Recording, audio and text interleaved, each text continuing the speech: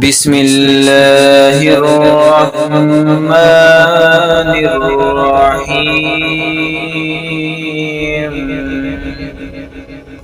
السلام علی اشرف الانبیاء والمرسلین، اما بعد۔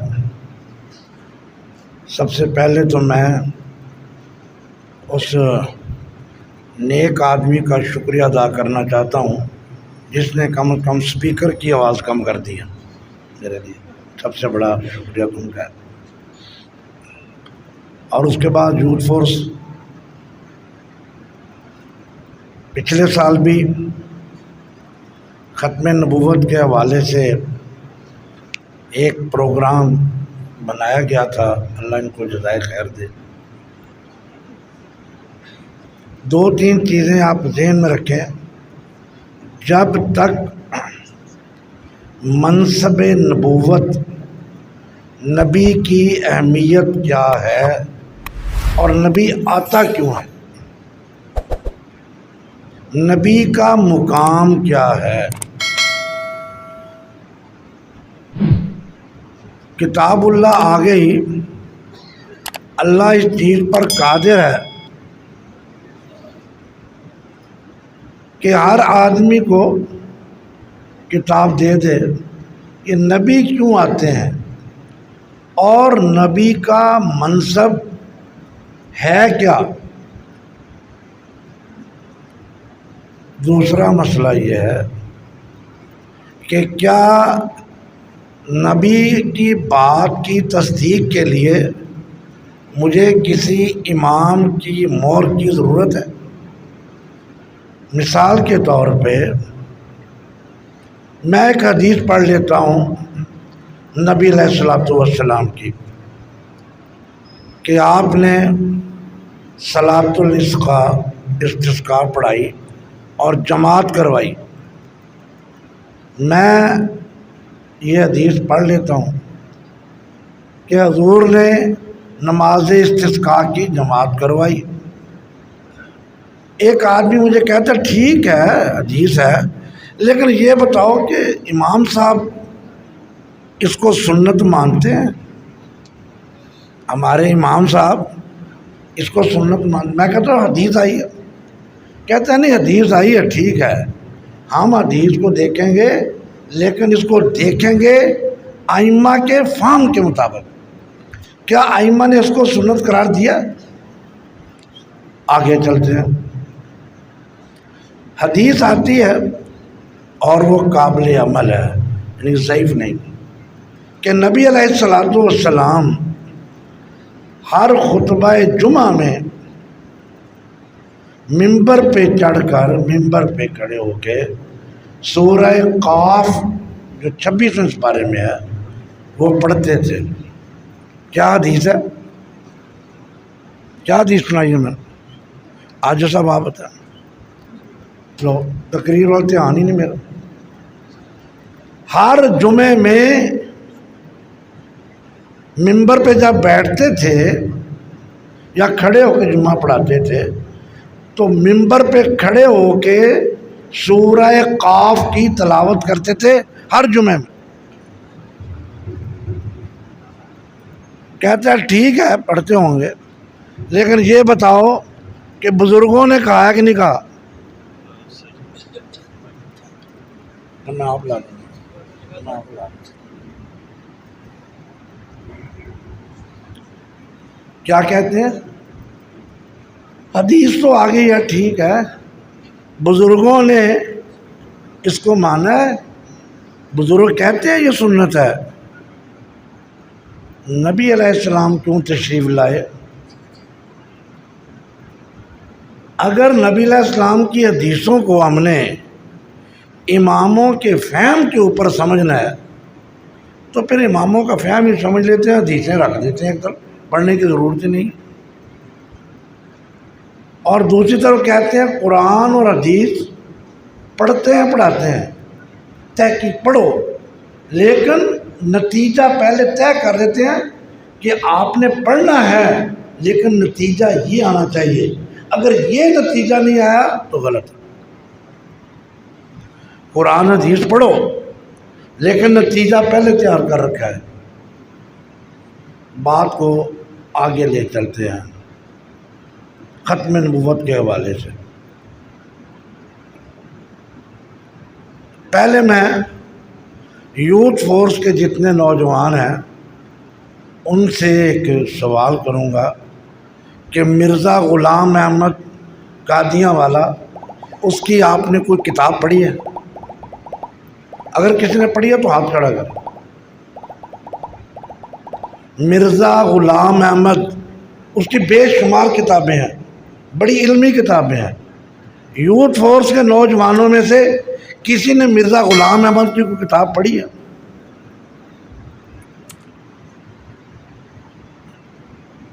آگے چلتے ہیں، بات کو آگے لے چلتے ہیں۔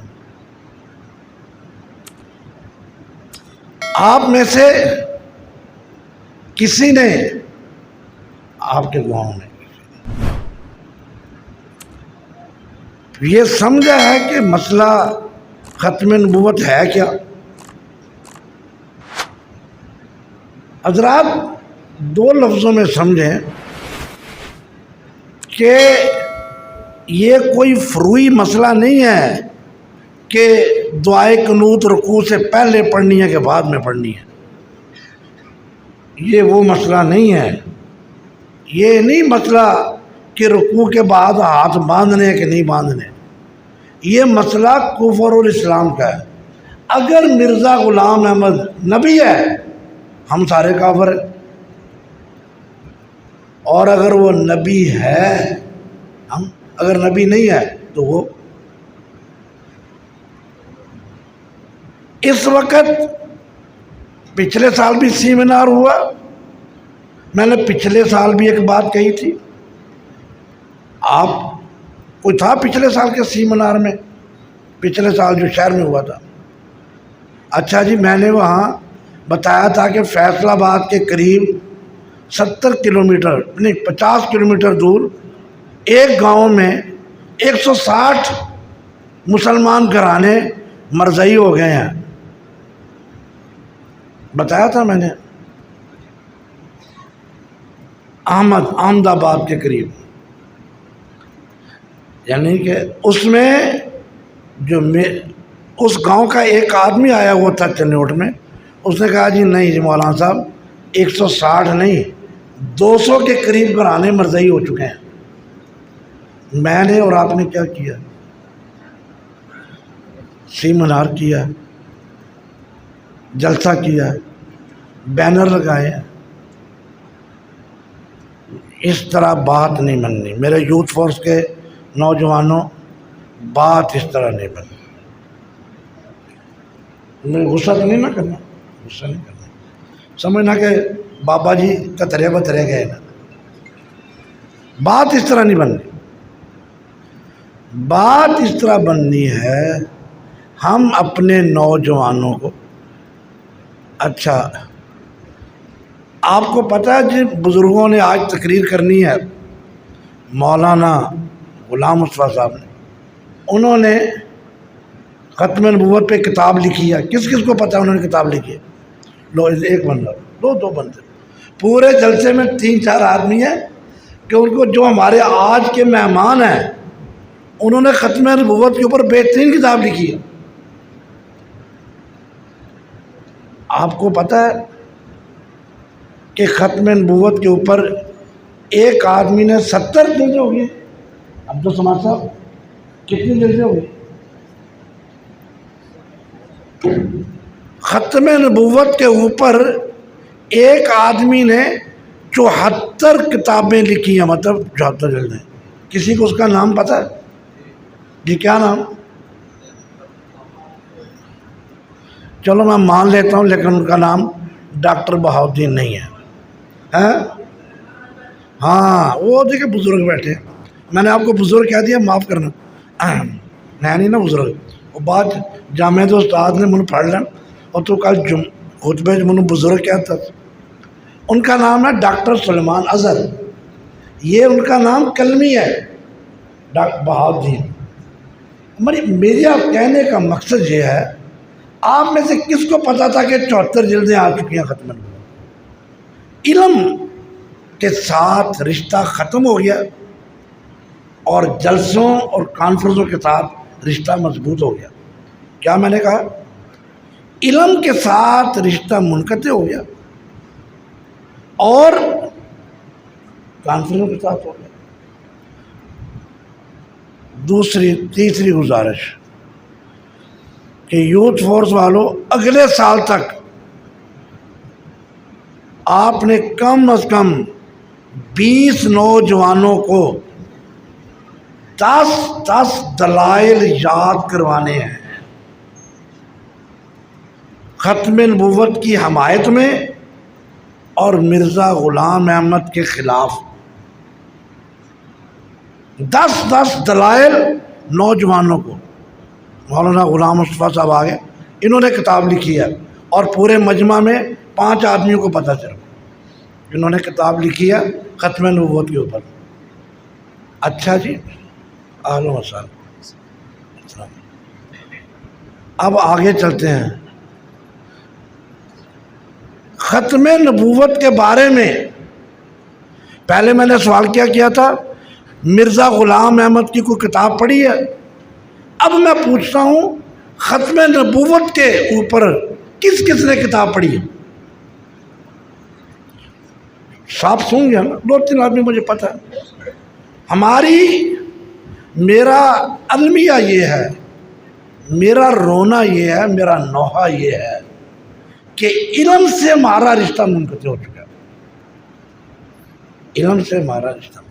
میں نے پہلے بھی بتایا کہ نلکا کوہالہ میں ختم نبوت کا جلسہ تھا.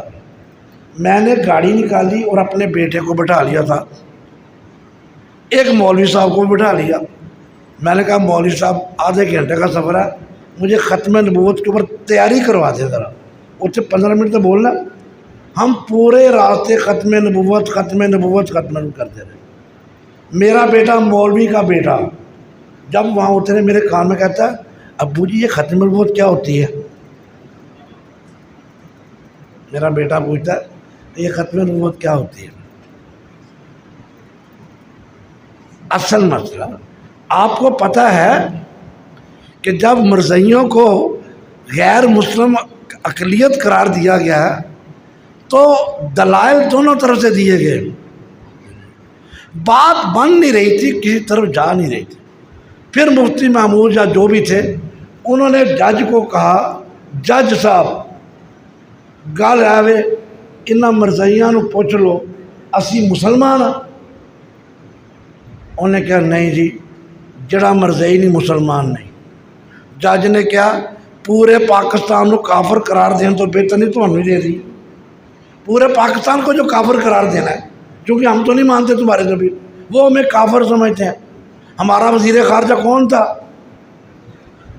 سر ظفر اللہ.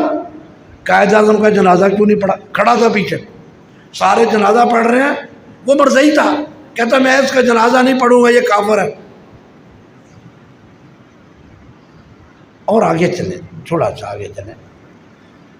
مرزائیوں کو پکڑنا، مرزائی کو پکڑنا، مرزائی جب بات شروع کریں گے تو نزول مسیح سے کریں گے، حیات مسیح سے کہ حضرت مسیح علیہ الصلوۃ والسلام نے آنا ہے. اور کہتے ہیں جی وہ مرزا کہتا ہے میں آ گیا ہوں. وہی ہم نے کہا مرزا صاحب حضرت عیسیٰ نے تو لد کے مقام پہ اترنا، لد میں. کہتا ہے نہیں وہ لد نہیں تھا، لدھیانہ تھا، لدھیانہ میں آنا تھا. تو کہتا ہے میں تو لدھیانہ میں آ گیا ہوں. آپ ان کی کتابیں پڑھ کے دیکھیں. اور اس قدر فضول لیکن مرزائیوں کے بارے میں تیاری کرنا ہم سب کا فرض ہے. اب ہمارے مولوی کہتے ہیں ہاتھ کھڑے کرو کون کون داڑھی رکھے گا. میں وہ نہیں کہتا، میں ہاتھ کھڑے کراتا ہوں کہ کون کون ختم نبوت پہ اگلے سال میں کتاب پڑھے گا. کیا بھائی اگلے سال تک آپ نے ختم نبوت کے اوپر ایک کتاب پڑھنی ہے. اور 10-15 آدمیوں کی کتابیں تو میرے پاس پڑھی ہوئی مولانا صاحب، آپ کی کتابیں میرے پاس پڑھی ہیں، تو وہ مجھ سے لے لیں کوئی جس نے لینی ہو.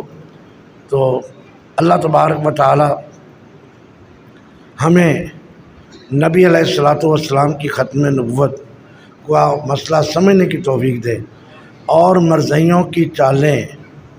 ہمارے ایک میرا دوست ہے، وہ مجھے میرے گھر میں مرزائی کو لے آیا، کہتا ہے جی بڑا داڑھی پگڑی باندھی، کہتا ہے اس کے ساتھ مناظرہ کرنا. میرے ساتھ ایک اور آدمی بیٹھا تھا. اب میں بات کو تھوڑا سا بدلوں، اصل بات وہی ہے لیکن میں تھوڑا سا بدلوں گا. ہمارے ساتھ ایک آدمی بیٹھا تھا، اب جو سمجھتا میں نے آپ کو اسی بات کو بدلوں. وہ اس آدمی کو مرزائی کو کہنے لگا، جو مرزائیوں کا شعر، میں نبی ہوں. جو میرے ساتھ بیٹھا تھا کہتا تھا آپ میری نبوت کا اقرار کریں، کیونکہ مرزائیوں کا عقیدہ نبوت جاری ہے. مرزائیوں کا کیا عقیدہ ہے؟ نبوت جاری ہے. وہ میرے ساتھ جو بیٹھا تھا وہ مجھے کہنے لگا کہ او مرزا میں نبی ہوں، میری نبوت کا اقرار کروں. وہ کہتا تم نبی نہیں ہو. کہتا کیوں نہیں نبی؟ کہتا دلیل کیا ہے؟ کہتا جو تمہارے نبی کے پاس دلیل ہے وہی میری دلیل ہے، میرے اوپر وہی آتی ہے. وہ کہتا ہے مجھے نبی مانو. وہ جو لے کے آیا تھا نا اس کو، وہ میرے کان میں پوچھتا ہوئی نبی کی دلیل کیا ہوتی ہے؟ نبی کی میرے کان. اور میں نے کہا نبی کی دلیل یہ ہوتی ہے جانے والا نبی بتا کے جاتا ہے میرے پیچھے نبی آ رہا ہے. جانے والا نبی بتا کے جاتا ہے میرے پیچھے نبی آ رہا ہے. ہمارے نوجوانوں اگر ہم اسی طرح رہے تو 200 کی بجائے 300 لوگوں نے مرزائی ہو جانا ہے. اگر یہی ہمارا حال رہا، ہمیں چاہیے مسلح ہو، کلاشن کوف کے ساتھ نہیں، علم کے ساتھ مسلح ہو. پھر انشاءاللہ ہم ان کا رد بھی کر سکیں گے اور مرزائیت کے آگے بند بھی باندھ سکیں گے. وآخر دعوانا الحمدللہ رب العالمین.